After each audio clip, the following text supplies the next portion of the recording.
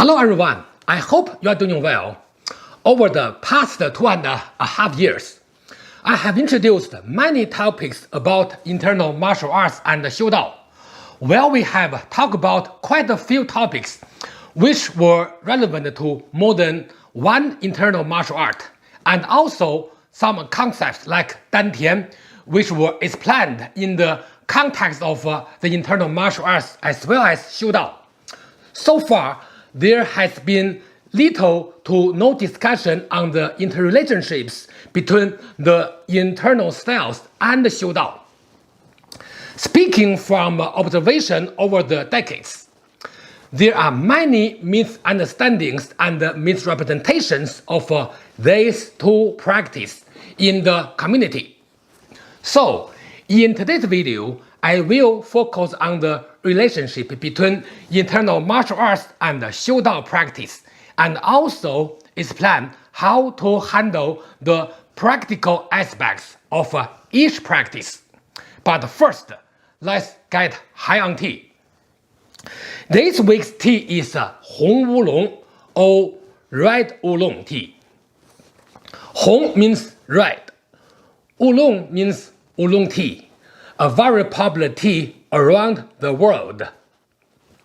Traditionally, there are 4 types of oolong teas based on geographic origins. First type, Minnan or Southern Fujian province. Famous teas such as Tie Guanyin or Iron Goddess is from here. Second, Minbei or Northern Fujian province. Famous teas such as Da Hongpao or Big Red Robe from Wuyi Mountain is from here. Third, Guangdong.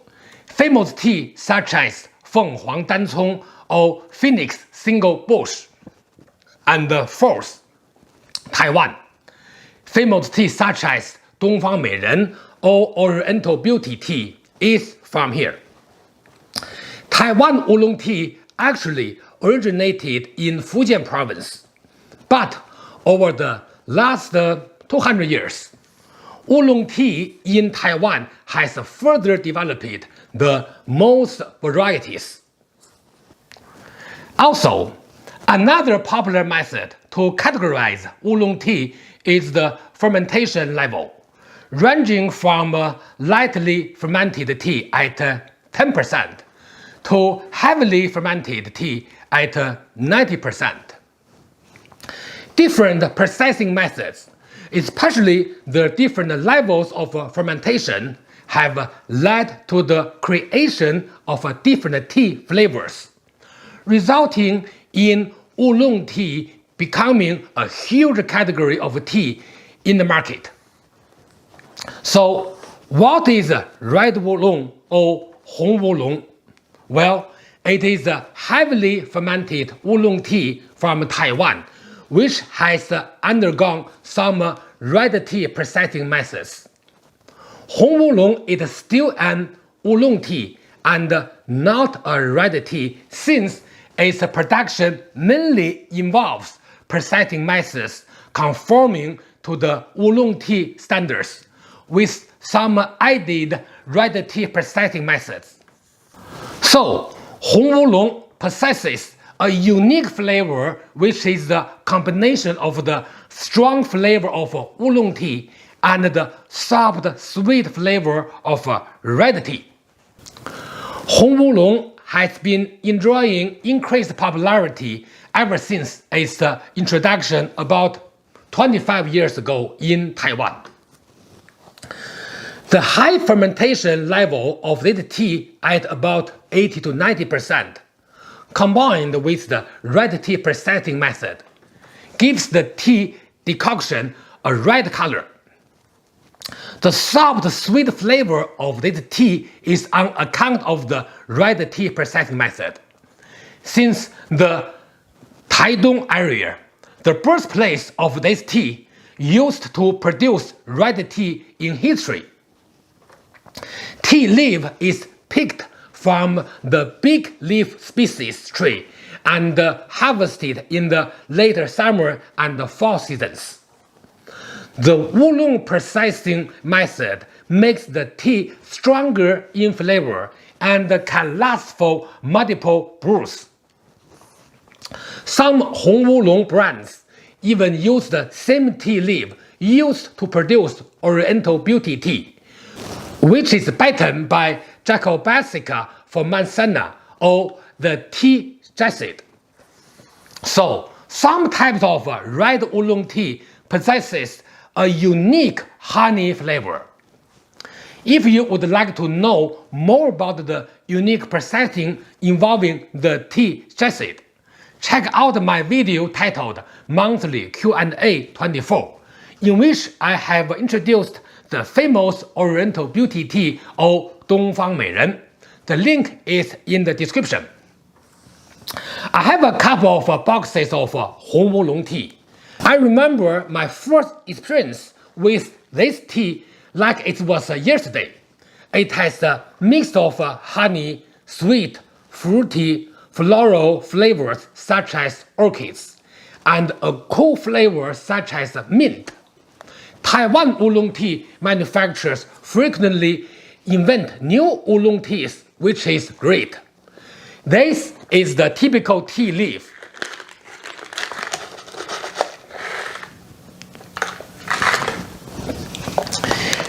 This is the tea decoction. Nice color and strong flavor. One of my favorite. Hong Oolong is best brewed with water at 95 degrees Celsius or higher for 15 seconds. Other brewing methods such as a longer brewing time or even cold water brewed red oolong tea are becoming more and more popular these days. I prefer the traditional brewing method, high water temperature and short brewing time. Do let me know your experience with Hong Oolong in the comments. By the way, many areas, including some provinces of mainland China, began producing this tea some years ago. Luye of Taiwan is still the place that produces the best red oolong tea. I hope you will enjoy this wonderful tea. Now, let's move on to today's main topic. Topics covered in today's video include: first, ultimate goal of Xiu Dao. Second, from martial art practice to self-cultivation. Third, Xiu Dao versus internal martial arts. Key differences. Fourth, Xiu Dao and internal martial arts. Integration. Fifth, misperceptions. Sixth, demonstration. And seventh, takeaways. So, without any further ado, let's get started. Topic 1. Ultimate goal of Xiu Dao. As mentioned in prior videos, there are two categories of Taoism practices, Daojiao and Daojia, or religious and philosophical Taoism, with major differences between them. First, philosophical Taoism is the school of thought, while religious Taoism is the religious group. Second, philosophical Taoism emphasizes self-cultivation, non-action, and following nature, while religious Taoism focuses on the pursuit of immortality. Third, philosophical Taoism is largely either atheistic or agnostic, while religious Taoism is Gnostic. Very often, religious Taoism refuses to accept the separation between religious Taoism and philosophical Taoism, with their justification that Taoism should be a whole instead of parts. Looking at history, philosophical Taoism came into existence much earlier than religious Taoism, and the lack of a belief, if not a total refusal of the Taoist divine system, but the belief and the practice of a Taoist philosophy, has existed for thousands of years. That's why I personally support the separation of philosophical and religious Taoism. Based on the two types of Taoist practice, the ultimate goal of Xiu Dao practice for each of them is different. As mentioned in many prior videos, the ultimate goal of religious Xiu Dao is immortality or becoming a celestial being. According to religious Xiu Dao, immortals can possess not only divine power but also solutions to worldly problems.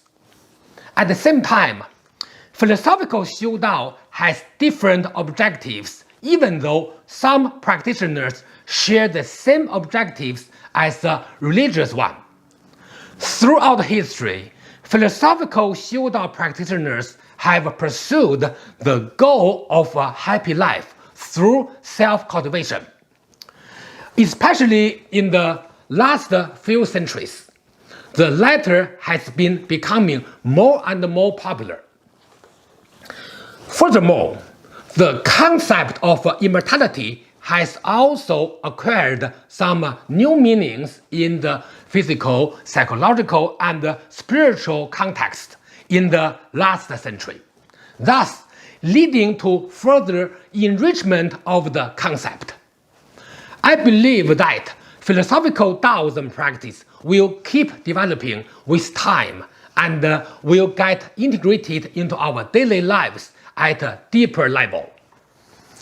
The practice of philosophical Taoism does not require you forsake your practice of any religion. So, anyone can practice philosophical Taoism without believing in Taoist gods.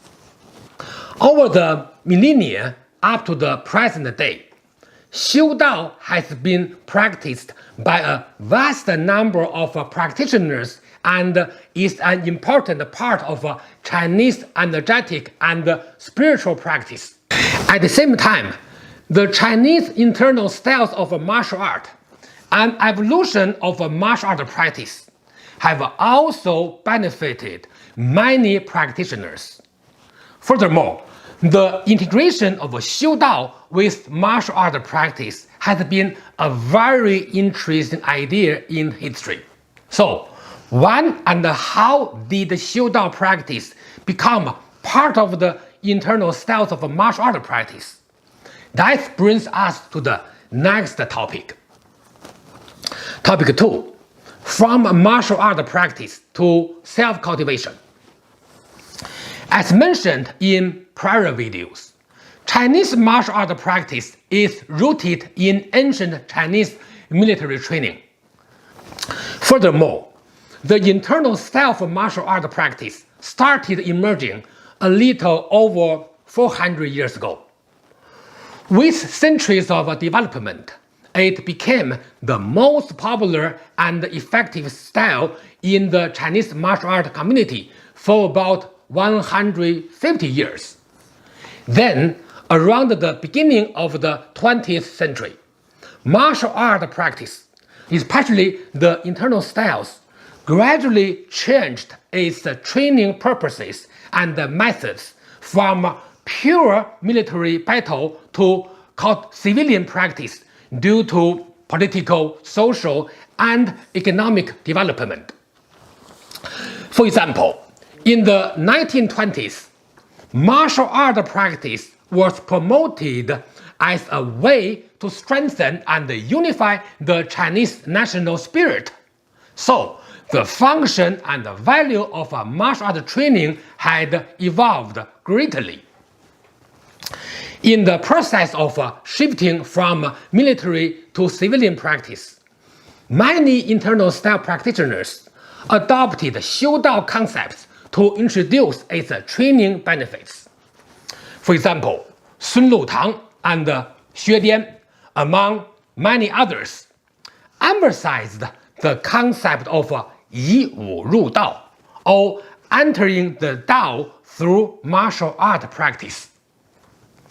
Since then, The prior dominant Xiudao practice with added martial art components transformed into a more dominant martial art practice with added Xiudao components, a totally new phenomenon.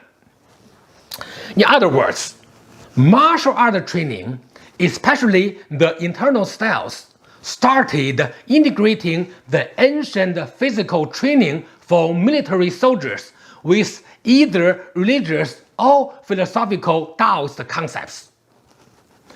It was a new development, and this approach became very popular soon after its introduction to the community. As a result, the basic function of martial training changed from battlefield survival to martial art practice for self-defense and physical fitness, in addition to other benefits introduced by Xiudao practice. Eventually, it became a means for self-cultivation instead of being limited to a fighting skill. The benefits of practicing martial arts have been enriched depending on an individual's training purposes. In other words, you can focus on its martial aspect, while some focus on its health benefits as well. Martial training became a practice for self-cultivation, which was not a decrease in its function, but on the contrary, an improvement of its function. However, understanding the brief history without understanding the practical aspects and the differences between each system is effectively useless in guiding practice. In other words, is it sufficient to expect the result of entering the Tao through mere martial art practice? Can it be done so easily as expressed by the term itself? To answer this question, we have to know what they are first, especially the differences between them. So, what are the key differences between martial art and Xiudao practice? That brings us to the next topic. Topic 3. Xiudao versus internal martial arts. Key differences. Xiudao can be broadly described as any energetic practice in Chinese history. But in order to make a head-to-head comparison, I'd like to use the typical Xiudao practice, the internal elixir practice or Neidan, as an example, since many of the terms borrowed by internal martial arts back in the 1920s were actually Neidan terms. So, what is the fundamental difference between internal martial art and Xiudao practice? Besides many other differences, technically, internal martial art practice applies a dynamic and outward approach, while Xiudao practice applies a static and inward approach. Let me explain. Internal martial arts, regardless of the term internal, is still a physical training system intended for self-defense purposes, no matter what the main objective of the individual practitioner is. Any movement, even a soft and slow motion Tai Chi practice for health, is still intended physically outward. This outward intention becomes more obvious when practicing the arts for self-defense. So, the overall energy flow experience gained in martial art training is intended to improve physical strength, energy exchange, and eventually can be used in self-defense situations. Some styles such as Xingyi and Chen-style Tai Chi contain many fast and intense movements in terms of speed and power release, which actually consume a great deal of energy during training.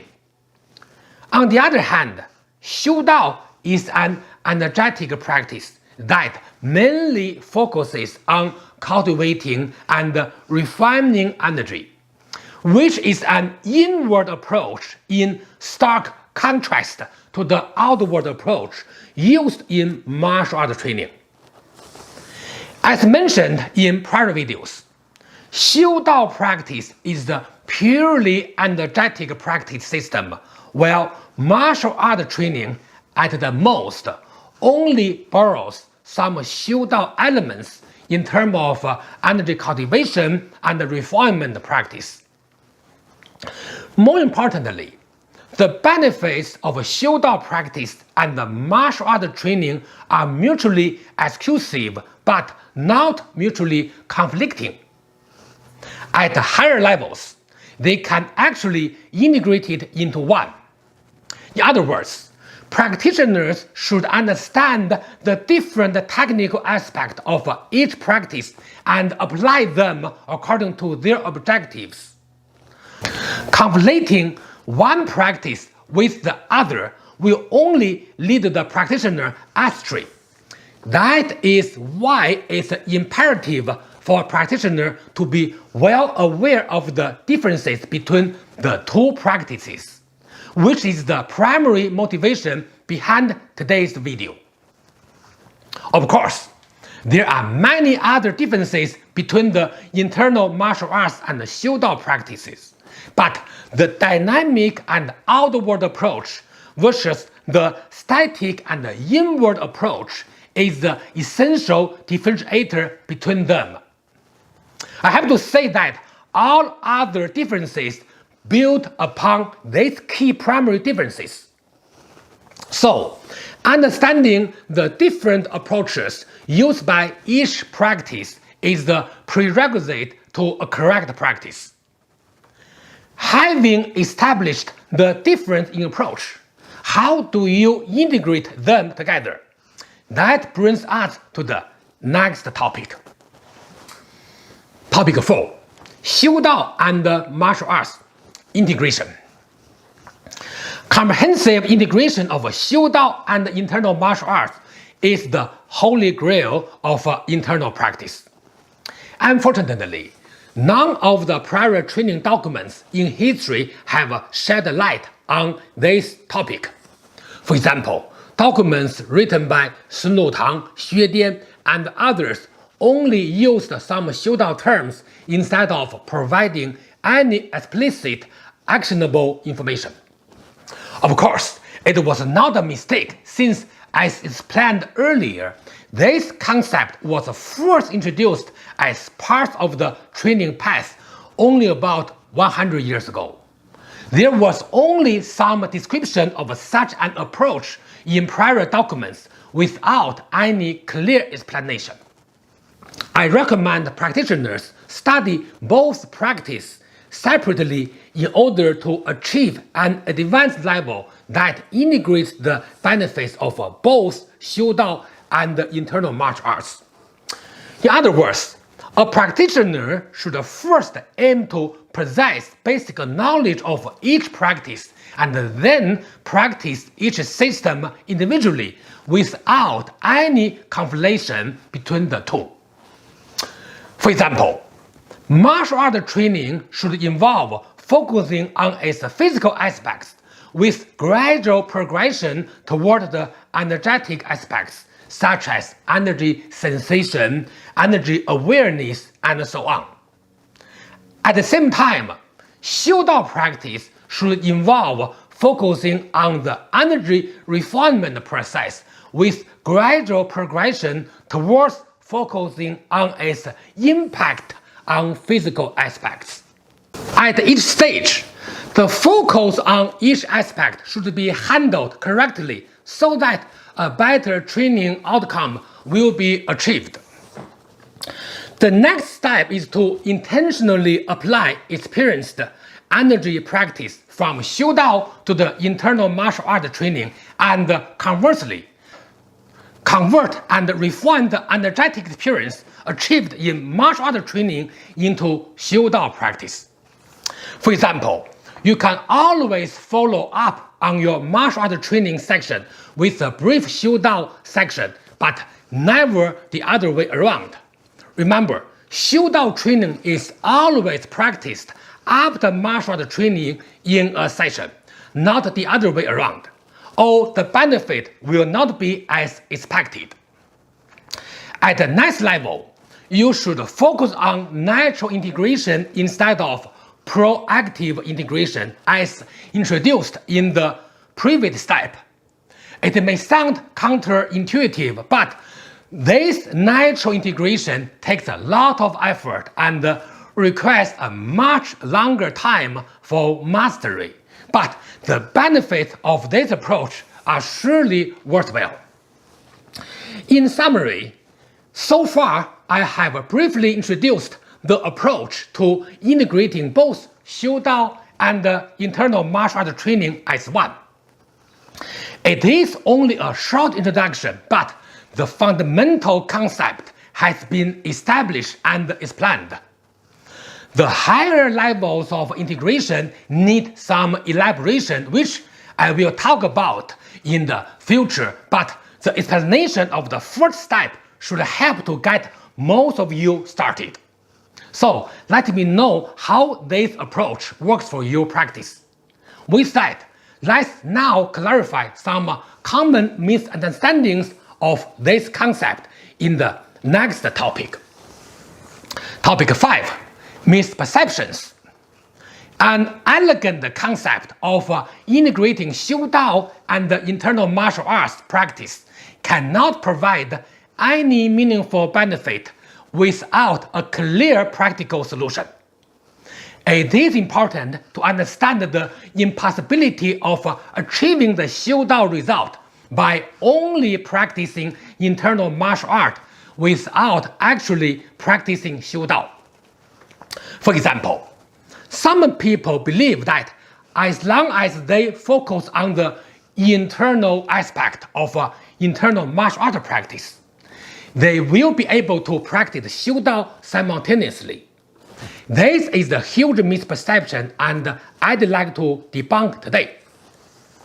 First of all, the so-called internal aspect of internal martial art practice in pursuing the same benefits and experiences of Xiu-Dao are not clear to begin with. In other words, the primary questions that need to be answered are: first, what are the internal aspects? Second, are they merely some visualization exercise or breathing techniques? Until you clearly define these terms, any practice to achieve the result is just an illusion, which violates the concept of Taoist practice. Secondly, can mere visualization or breathing techniques used in internal martial art practice provide the same result as a Xiu-Dao practice? Well, they are definitely not enough, since practice based on an outward approach cannot provide the benefits of an inward practice such as Xiu-Dao. The fundamental differences between Xiu-Dao and martial art practice make it impossible to achieve the same result. Any specific achievement of a practice should be based on a specific method, or else it would be speculation at most. Third, those who practice Tai Chi in slow motion with inward visualization practice aim to achieve the same energetic experience of Xiu-Dao, but they will not achieve it. No matter how slow your Tai Chi movement is, it is still a dynamic and outward-oriented approach, which is the total opposite of the approach used in Xiu-Dao practice. So, no matter how slow your Tai Chi practice may be, you can never reverse the approach. In other words, Tai Chi practice can never be a substitute for 修道 practice. To summarize, many practitioners conflict 修道 and internal martial art practice. That should be avoided if your objective is to achieve the full benefits of any practice. Topic 6. Demonstration. In today's video, I'd like to demonstrate a 象形术 exercise since Xue Dian emphasized the concept of 以武入道 or entering the Dao with martial art practice.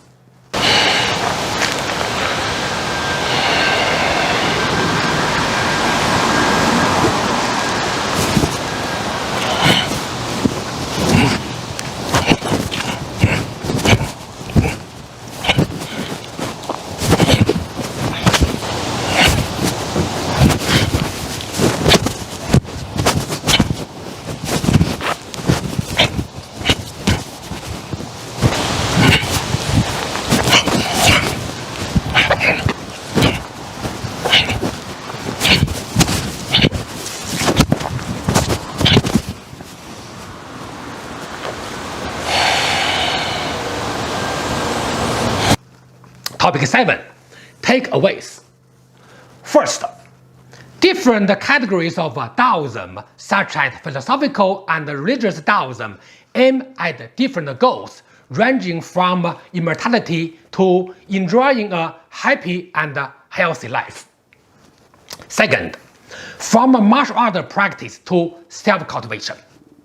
Perceiving martial art training as a way for self-cultivation was a result of political, social, and economic development that started about a century ago and still keep developing even today.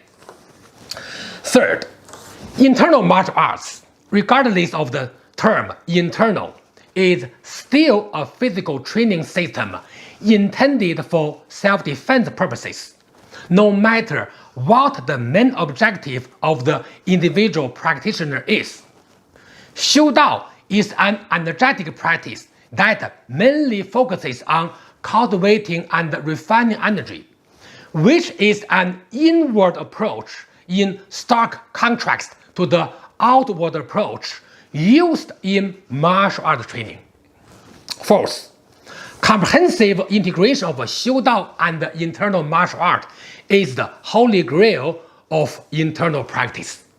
I recommend practitioners study both practices separately in order to achieve an advanced level that integrates the benefits of both 修道 and internal martial arts. Fifth, some people believe that as long as they focus on the internal aspects of internal martial art practice, they will be able to practice 修道 simultaneously. Remember, this is the huge misperception. You should practice martial art and 修道 separately first and make gradual progress towards a natural integration of the benefits of both. That brings us to the end of today's video. Thanks for watching, see you next time, and enjoy your practice.